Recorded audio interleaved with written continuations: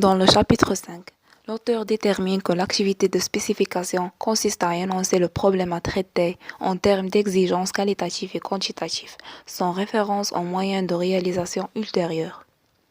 L'auteur distingue 3 niveaux d'abstraction en matière de spécification. Le premier niveau est fonctionnel. Il correspond à la modélisation en commençant par le point de vue de l'utilisateur. Le second niveau représente les données du point de vue technique et des informations. Le troisième niveau prend en compte les aspects dynamiques du système et de ses différents états. Ensuite, la méthode IDEFO permet de représenter les activités fonctions des systèmes d'information suivant un formalisme défini.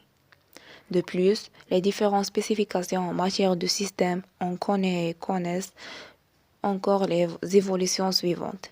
Les spécifications statiques déduites du cahier de charges, les spécifications dynamiques ou de conception générale, les spécifications de réalisation pour les développeurs, les spécifications descriptives générales pour le langage objet, les spécifications opérationnelles ou opératoires, les spécifications technologiques incluant les interfaces des opérateurs, les spécifications fonctionnelles des besoins et des architectures.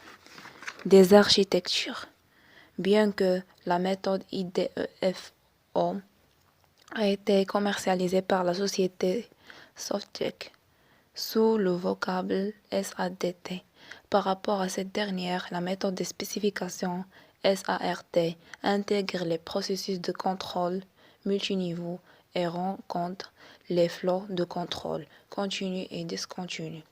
Les diagrammes de contexte, les principes d'analyse sont identiques à la formulation et aux exigences de la méthode IDEFO.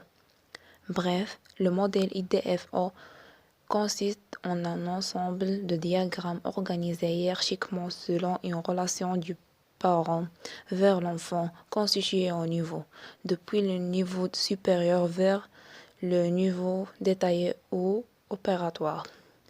Enfin, il applique les méthodes IDEFO à des cas pratiques issus des 2 entreprises vertueuses Sécurité et Assure.